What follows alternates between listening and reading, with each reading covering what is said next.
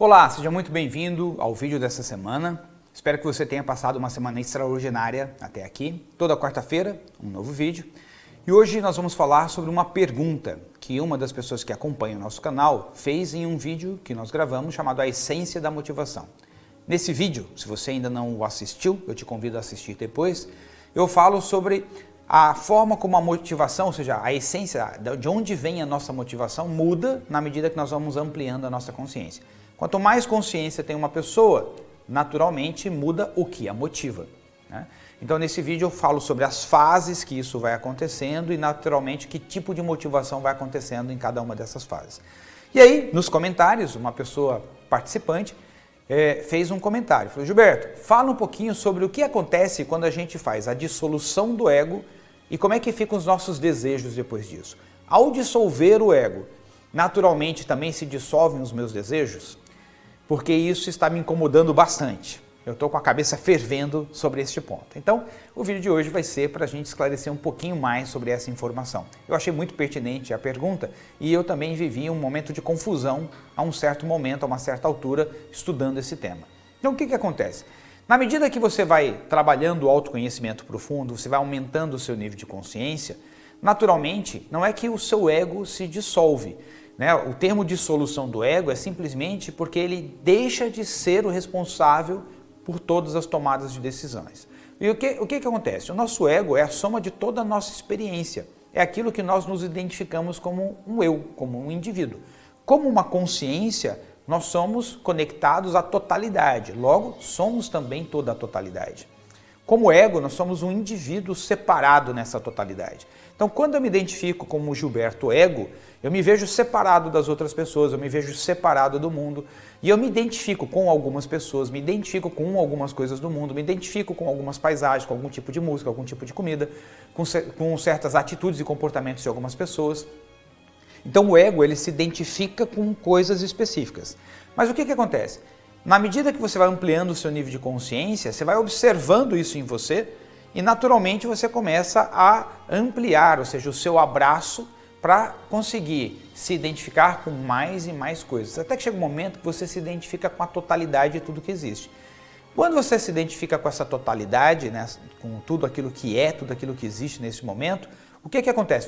Você já não está mais separado. Então o ego se dissolve nessa totalidade, nessa amplitude. Não significa que se mata o ego. Esses dias até entrei numa livraria e tinha um livro com o título Mate o Seu Ego. E é um título que talvez de uma pessoa que ainda não conseguiu fazer a sua integração. Porque na verdade, quando você faz a integração no todo, quando você se reconecta na totalidade, você simplesmente não se sente mais separado, mas continua tendo a experiência individual. Então o que vai acontecer? Muda a fonte dos seus desejos. Então, por exemplo, vamos imaginar que uma pessoa tenha no seu ego experiências, memórias da sua infância, de que ela foi humilhada, ela veio de uma família simples, ela era humilhada por causa disso, de repente vizinhos ou outras pessoas da sua família eram bem-sucedidas e faziam piadas com a condição de vida que ela tinha. Então, ela na sua infância desenvolveu uma deficiência, uma carência emocional de valor. E aí, depois que ela foi crescendo, ela resolveu se tornar uma pessoa muito bem-sucedida. Então ela se dedica, ela estuda, ela se esforça, ela trabalha com dedicação. E aí ela começa a construir o sucesso dela, começa a ficar bem financeiramente. E ela tem cada vez mais um desejo de ter uma casa maior, um carro melhor, o carro do ano, um carro mais caro. Só que tudo isso para provar que ela tem valor. Então a motivação dela vem de uma dor. Ou seja, o desejo de ter um carro do ano, o desejo de ter aquele carrão que vai chamar a atenção da família toda, é baseado na dor da infância de ter se envergonhado, de ter sido humilhado, de ter sido comparado. Quando você faz essa reconexão na totalidade, quando você se reintegra, o que acontece é que você pode adquirir um supercarro. Só que não vai ser mais para compensar uma carência. Você vai falar assim: poxa, que legal, existe esse carro e neste momento eu tenho condições de trabalhar, de agregar valor, de receber um valor e posso adquirir esse carro. Esse carro deve ser muito gostoso de dirigir, esse carro tem muita segurança. esse carro é econômico, esse carro é ecológico. Então você vai olhar para outros motivos, mas não é mais para mostrar para a família que você chegou lá, nem desfilar para os seus amigos, ou seja, não é para provar que você tem valor. É isso que muda. Então, na medida que o ego vai se dissolvendo na totalidade, eu gosto até também do tema que o ego vai se reintegrando na totalidade, onde não exista mais separação, e isso acontece exatamente curando todas essas deficiências, essas carências emocionais.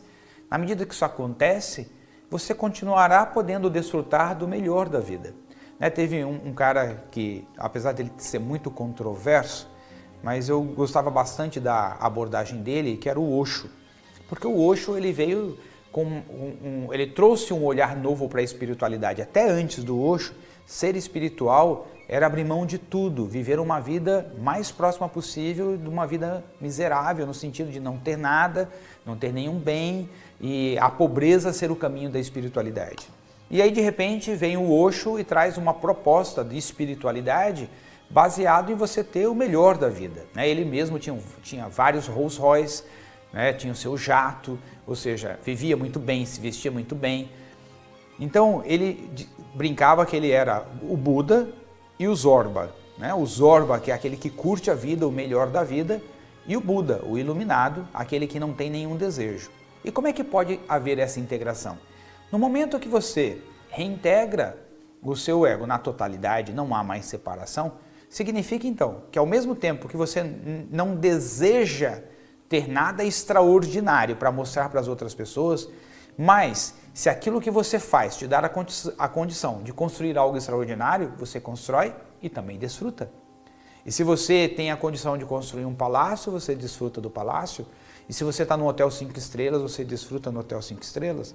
Mas você não tem a necessidade de ficar batendo foto e postando o tempo inteiro onde você está para mostrar para as pessoas que você chegou lá, que você é bem sucedido, que agora você está naquele hotel, que você está viajando de primeira classe, que você acabou de alugar o carro mais chique e elegante do outro país. Ou seja, a necessidade de mostrar, olha como eu me tornei um sucesso, vem de uma dor, de uma carência, de ter sido humilhado em algum momento na infância, de não ter podido ter ou ser aquilo que gostaria de ter ou ser na infância. Enquanto a pessoa não resolve isso, ela não faz essa reintegração. Então, essa é a minha explicação para o que acontece com a dissolução do ego e os desejos. O que muda é que você não deseja mais para resolver uma carência emocional. Você simplesmente vive as melhores coisas da vida porque pode viver, porque você pode construir. E é direito de qualquer ser humano, na medida que ele agrega valor na sociedade, ele recebe valor. E aí, a partir de a questão de como ele vai desfrutar desse valor, é uma escolha muito pessoal. Então você pode sim ser um tremendo sucesso, fazendo bem, desfrutando melhor, sem que isso seja baseado numa carência ou num medo da infância. Aliás, essa é a forma mais saudável de se construir o sucesso. Te espero aqui quarta-feira que vem com uma nova reflexão. Até lá!